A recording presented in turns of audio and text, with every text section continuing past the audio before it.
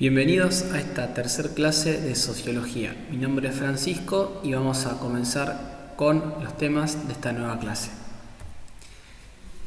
Bueno, hoy vamos a ver algunas cuestiones que tienen que ver con los tipos de grupo, las normas grupales, los conceptos de rol y estatus social y finalmente lo que tiene que ver con el comportamiento social. Cualquier duda o inquietud, recuerden que me pueden escribir un correo a francisco.liaudat.ipea@gmail.com, que también pueden dejar sus consultas en este video de Facebook o en YouTube, y que también estamos los docentes a disposición para las tutorías presenciales en los días y horarios que ya tienen a mano. Bueno, vamos a comenzar entonces con los temas de la clase de hoy. Bien, vamos a comenzar a hablar de grupo. Recordemos que hablamos de grupo cuando entendemos que es un grupo de personas que tiene una cantidad suficiente. No hablamos de una o dos personas, sino que cuando hablamos de grupo hablamos de una cantidad de personas que tienen una interacción, ¿sí? Una interacción que esta puede ser mayor o menor, como vamos a ver después, que poseen niveles de comunicación, ¿sí? De vuelta, con mayor o menor profundidad, pero que hay una comunicación, que tienen un objetivo en común, y eso aparece de forma clara, evidente, con mayor o menor interés o mayor o menor de forma explícita, pero el objetivo en común está, que tienen una forma de organización clara y evidente, y que establecen pautas de convivencia. Podríamos decir que estas son las 6 grandes características de cualquier grupo de personas. Poseen un número de personas, esos números no son limitados, limitantes y determinados. Los grupos suelen ser dinámicos, entonces tienen cantidad de personas, hay interacción, hay comunicación, tienen un objetivo en común. De hecho, muchas veces el objetivo común es aquello que hace que pertenezca a un determinado grupo, lo que me pone en común. Pensemos incluso, fíjense, la comparación que podríamos pensar con los grupos de Facebook, ¿no? Bueno, ¿qué tengo en común con ese grupo? ¿Por qué estoy en tal grupo de Facebook? Bueno, porque tengo un objetivo en común. Me gusta, no sé, determinado grupo de música, determinada, no sé, marca de autos, determinado grupo de fútbol, ¿sí? Tengo un objetivo en común. Compartir experiencias, compartir información sobre, ¿sí?, determinada cuestión. Formas de organización, como decíamos, y pautas de convivencia. Los grupos de Facebook, para volver al ejemplo, tienen pautas de convivencia muy claras, ¿sí?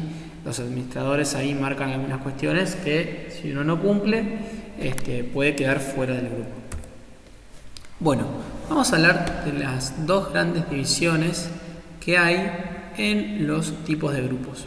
Hablamos de que hay grupos primarios y grupos secundarios. Los grupos primarios están compuestos por pocas personas y sus miembros mantienen vínculos estrechos entre sí. Es decir, una relación íntima, lo que supone una interacción cara a cara.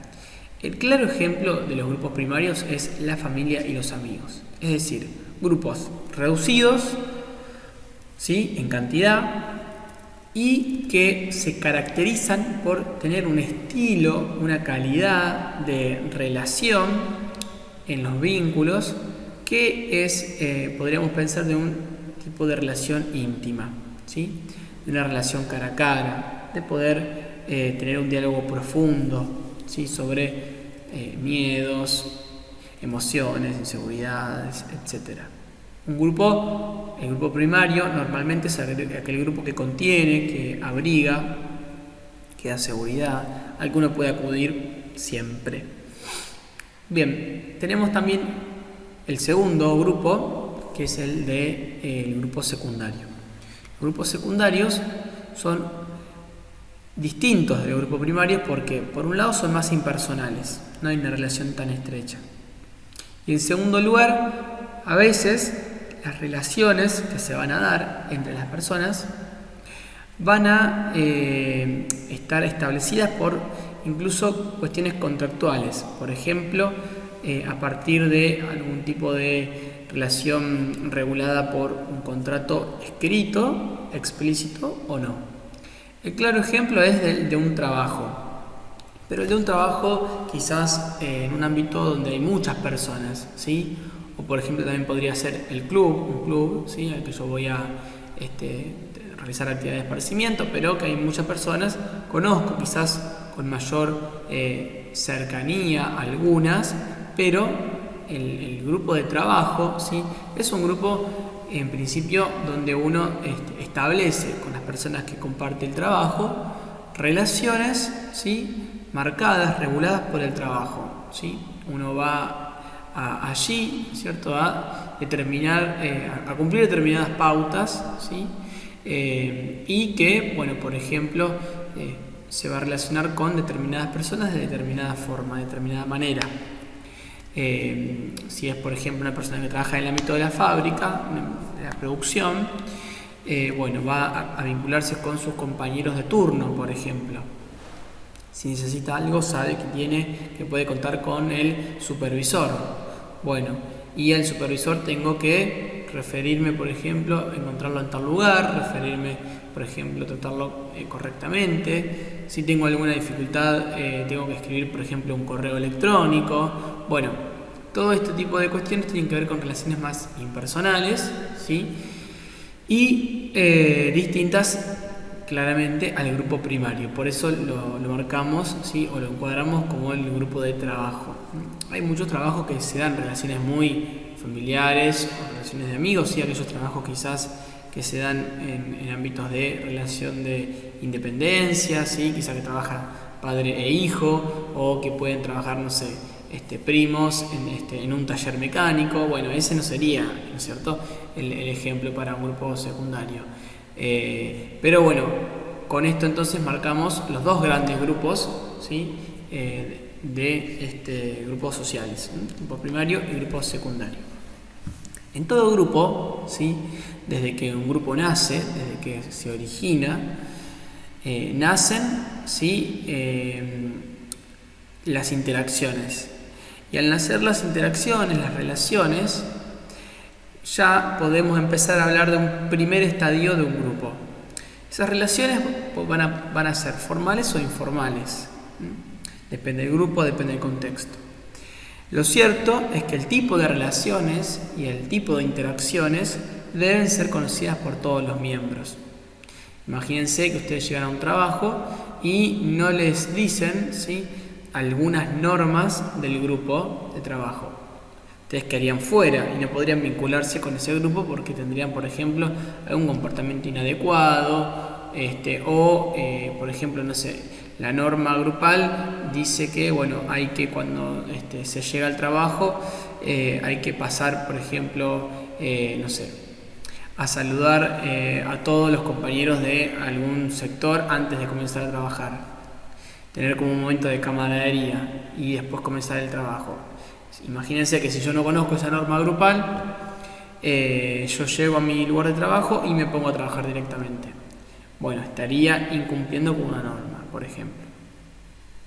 Bueno, con esto decimos que todos los grupos, por más formales o informales, por más primarios o secundarios que sean, tienen normas, ¿sí? En casa, nuestra familia, grupo primario, tenemos normas. Con nuestros amigos tenemos normas.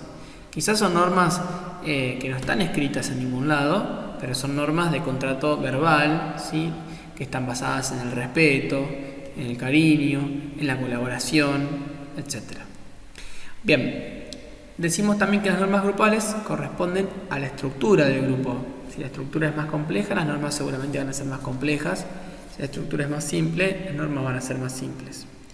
Allí entonces comienzan a aparecer los roles, porque tenemos personas que a veces van a ser la voz cantante en la modificación de las normas o en la inclusión de nuevas normas, y personas que a veces les cueste cumplir las normas. Entonces van a aparecer naturalmente los roles.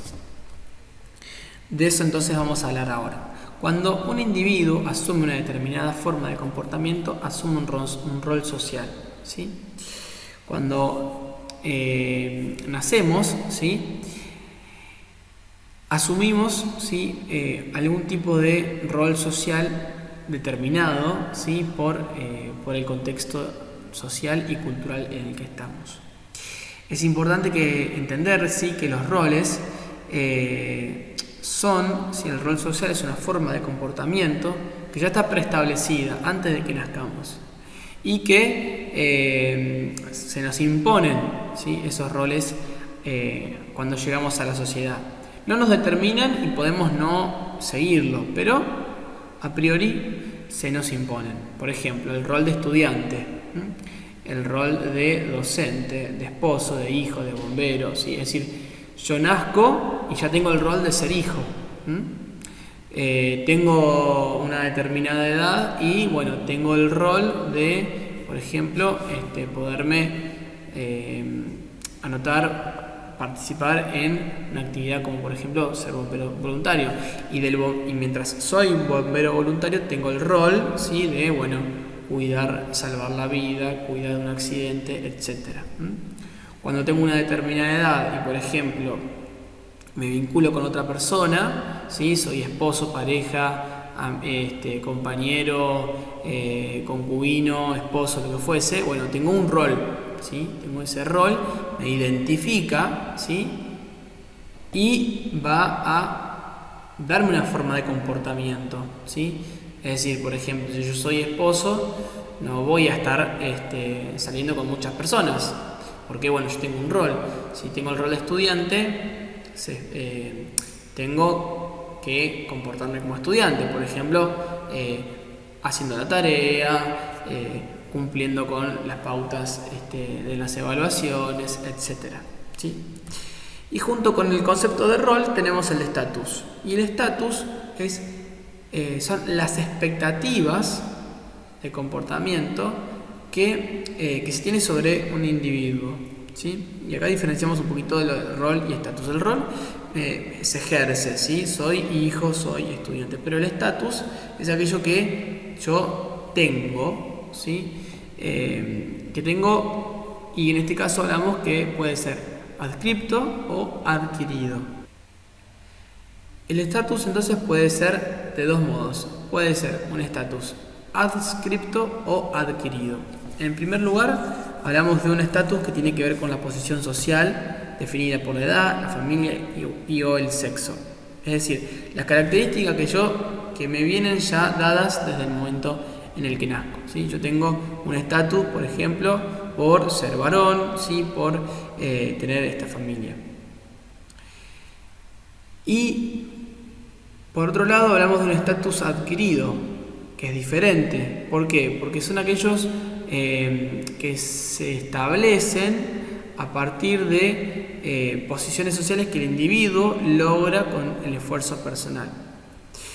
Por ejemplo, tenemos un estatus, ¿sí? que tengo el rol de docente, pero tengo un estatus que me da, por ejemplo, a lo largo de mi experiencia, determinados criterios, ¿sí?